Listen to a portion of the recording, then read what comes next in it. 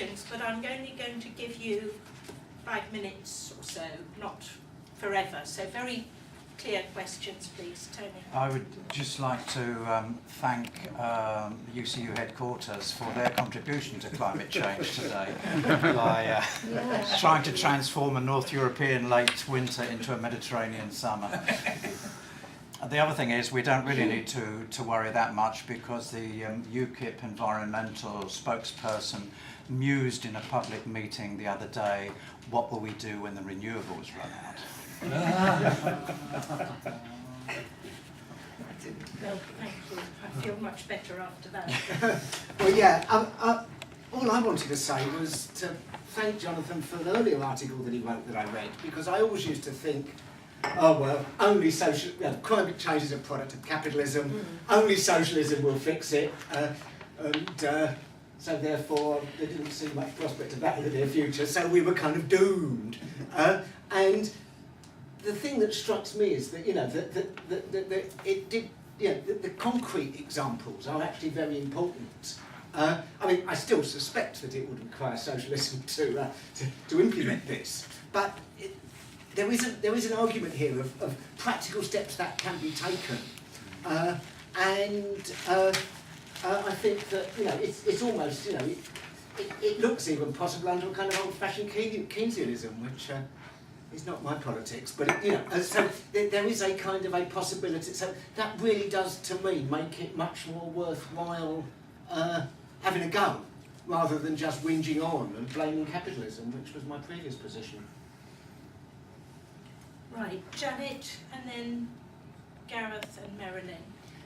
Jonathan, you mentioned this problem of sun being in one place and wind being in another and so on. Are there any technological developments in the way of storing energy?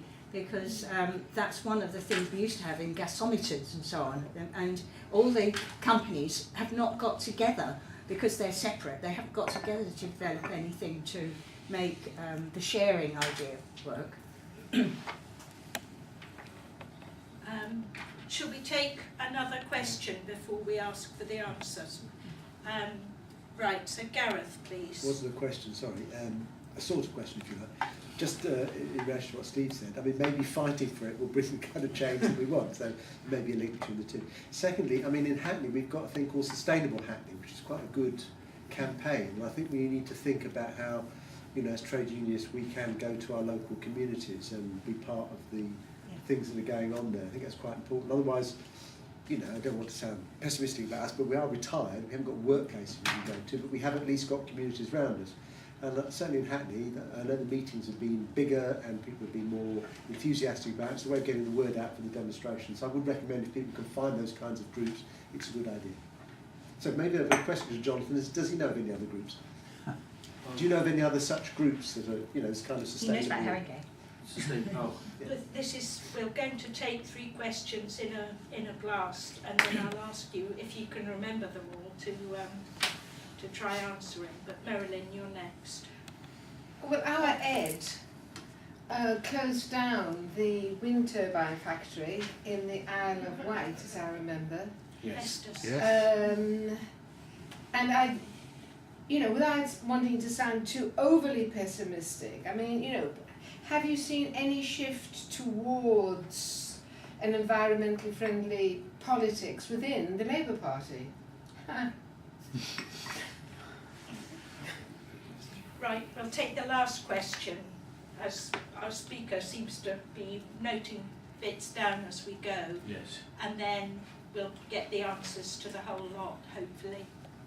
Well, we have a general election coming up in May, which may determine so much about our future to a large extent in the current situation. Clearly, renationalisation of our energy supply industry is such a massive, massive area in which environmentalists have to fight for, that seeing organisations like Climate Change adopt these policies and try and push them onto, hopefully, a Scottish Nationalist Labour coalition, which is the only other alternative to a Conservative coalition, winning in May. So having united policies like that would be very important for the climate change movement. Does it have that?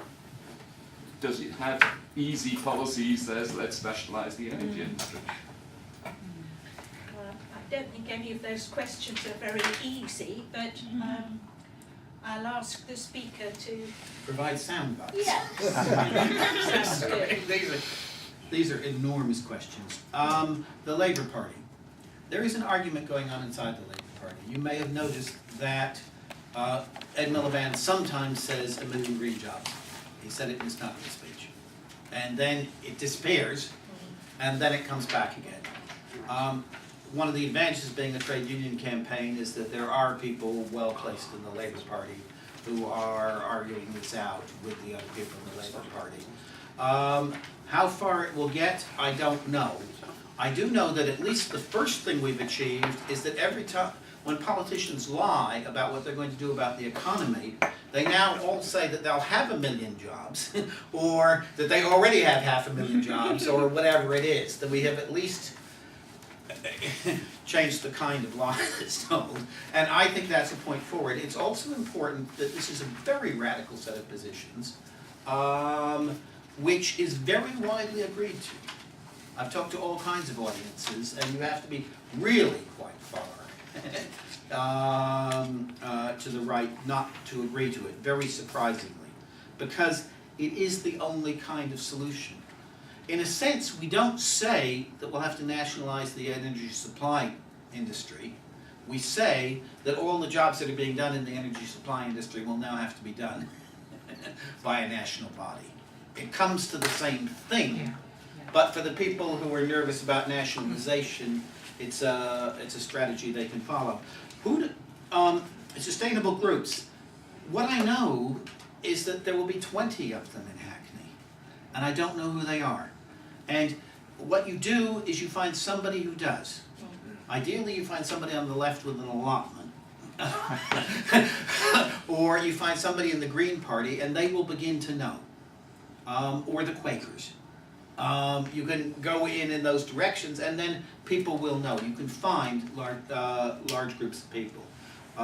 They're often, for people like us, they would seem to have, very kind of mealy-mouthed politics in all sorts of ways, but they're in favor of 1 million climate jobs. They're up for it. Storage. People are trying, but we haven't cracked the storage problem. The deep problem has to do with batteries, and with the difficulty of making batteries.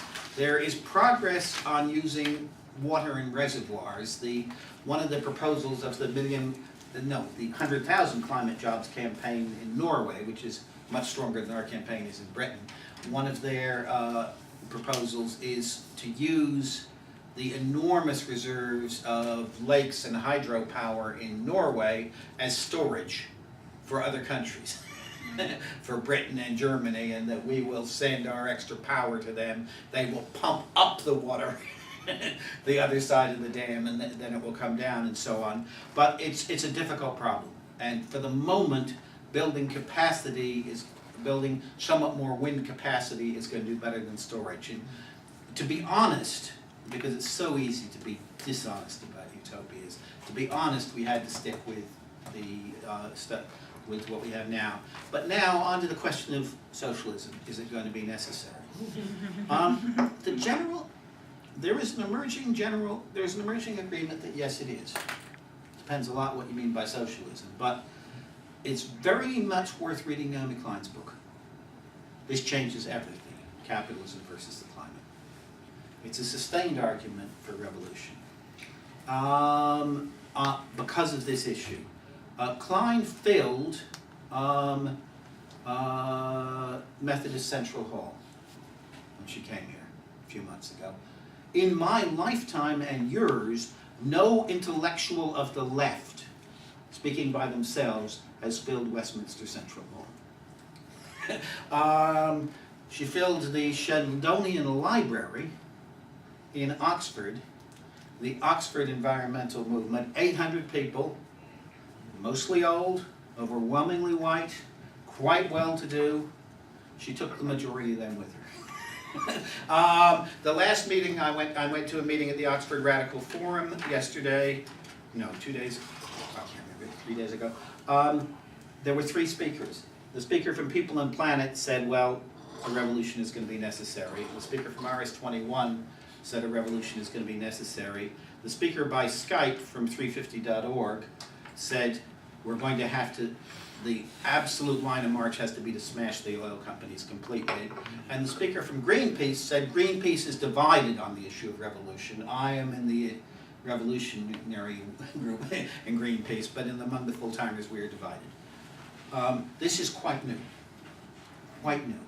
But I think the way we phrase it is not to say, it's not to say we're going to have socialism to solve this problem. What I say to people is we're going to have enormous change to solve this problem. That may mean a new type of society, it may mean a revolution, it may not, but we are going to have to do whatever we have to do to solve this problem. So will you join hands with me and walk down the road and see what we need to do? The answer to that is yes. The last point, if there's 1 minute, is this. I think it always needs to be borne in mind. All our lives, we've fought over political issues where we can lose, but we can come back. Do you know what I mean? We lose a hospital, but we can come back and defend the NHS. Do you know what I mean? The trade union movement goes back and forth in the arcs. We know this. With this one, this is one-off. In the next generation or two, we solve this problem, or we don't.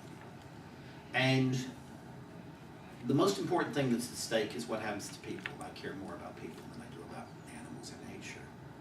But we also have to remember that due to an accident of evolution, we have opposable thumbs, we have big brains.